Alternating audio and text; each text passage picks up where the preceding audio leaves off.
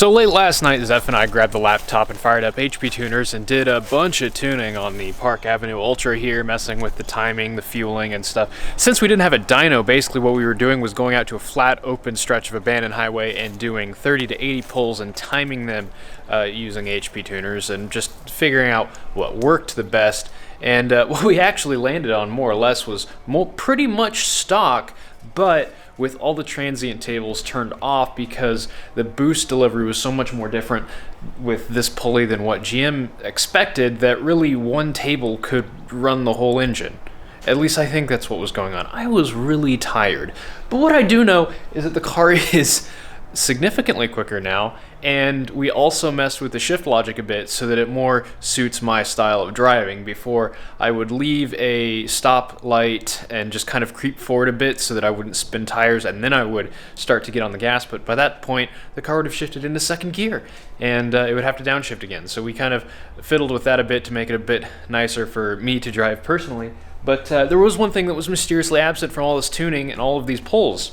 You just really couldn't hear the supercharger that much.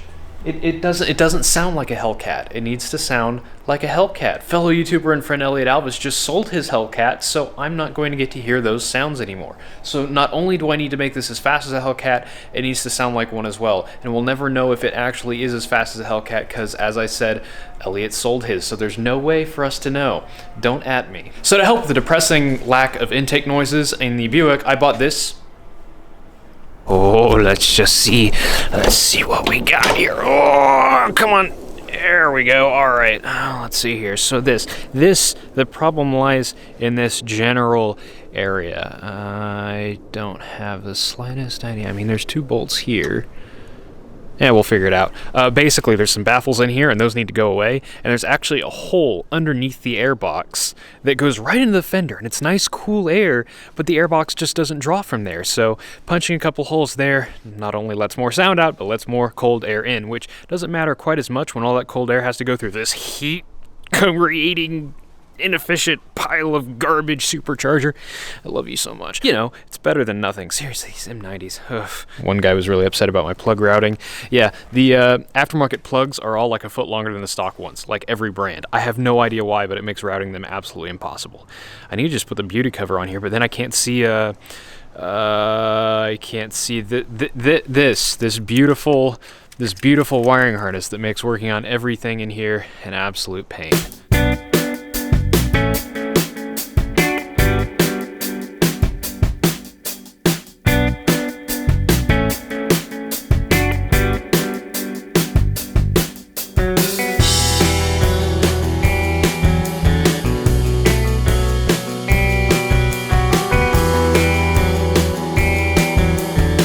So you can kind of see what I'm talking about here. Here's where it draws in the air normally, but here's where it also could draw in air. Right over what is apparently one of the horns. And also you can see one of the reasons why cold air intake is kind of a pain in these cars. The ECU lives in there and is actually cooled by intake air, which is sort of neat. But yeah, as you can see, no holes on the bottom of here, and on the inside, all these nasty baffles to kill resonances. But I want those resonances because I want to hear my supercharger. So now I've got to figure out how to take this thing apart. Looks like it splits in half longitudinally, and it's got these, stop it, it's got these nasty little fasteners that look, they look like the worst. I don't know how I'm going to get those apart. They look like they're actually a riv nut type thing. I don't think I can undo those.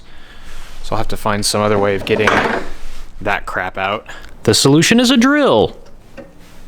Ow. Oh, ooh, that's pretty warm actually.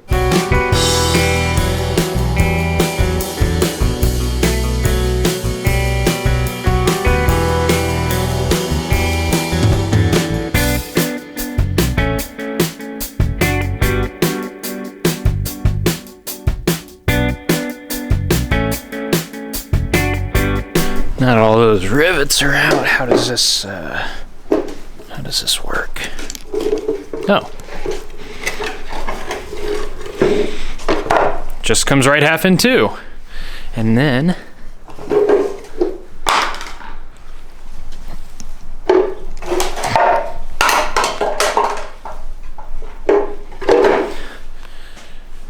job done.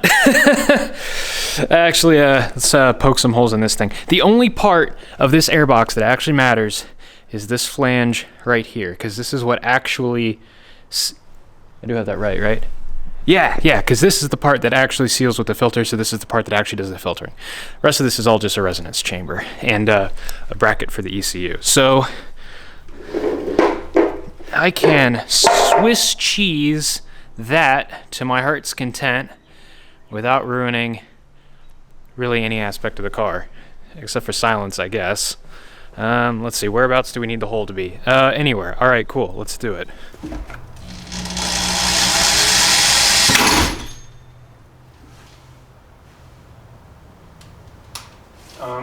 She broke. The pilot just snapped right in half.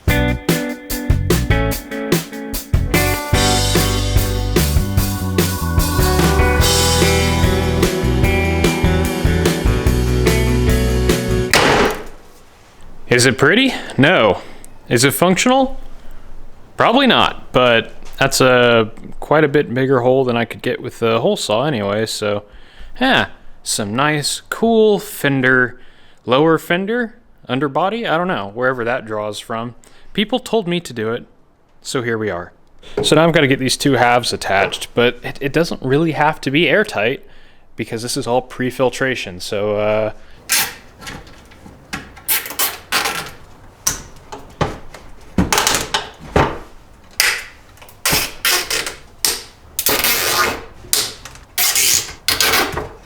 Yep, and there it is. I know it had 5 rivets. It's only getting 4 zip ties though. It's all ready to go back in the car. I kind of wiped it down a little bit. I don't have a parts washer still, so yeah, just wanted to get any loose debris out of there. But hopefully this makes a decent difference in sound. I don't know, we'll see.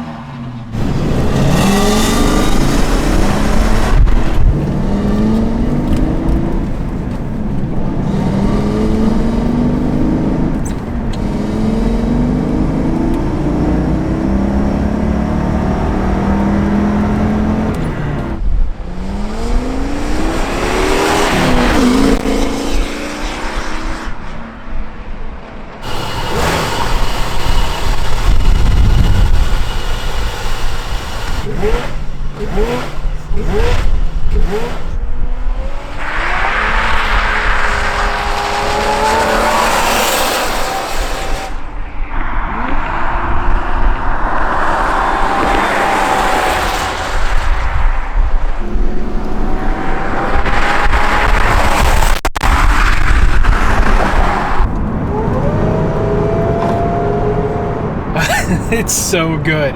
The noise, the amount of noise is just perfect now. It's not as loud as a HELLCAT, but it's loud enough that you can actually, it's immediately apparent that this is a supercharged car from inside. And as far as the power that it makes, it already trashed the brand new motor mount that I just put in a couple weeks ago.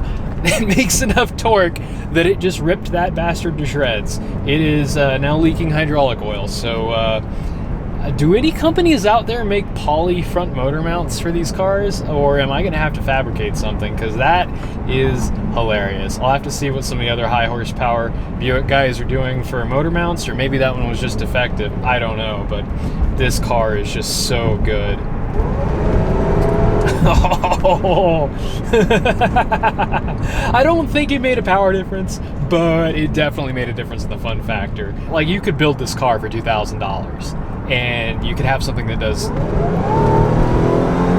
that noise. And the torque steer. Oh man, this thing does not hook, and you are fighting that wheel from a light or what have you, and it is absolute hilarity. It is the best. And I will never, ever believe that anyone who says torque steer is a negative has a soul. Torque steer is fun as hell. And if you don't like it, then you must like bracket racing automatic Miatas or something. I'm gonna get so much hate from the people who like bracket racing auto Miatas. Do another one.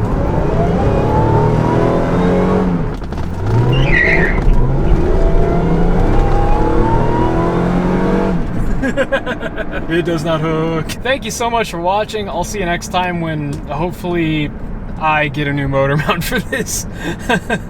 What a hilarious beast of a car. Oh my gosh. Thanks for watching.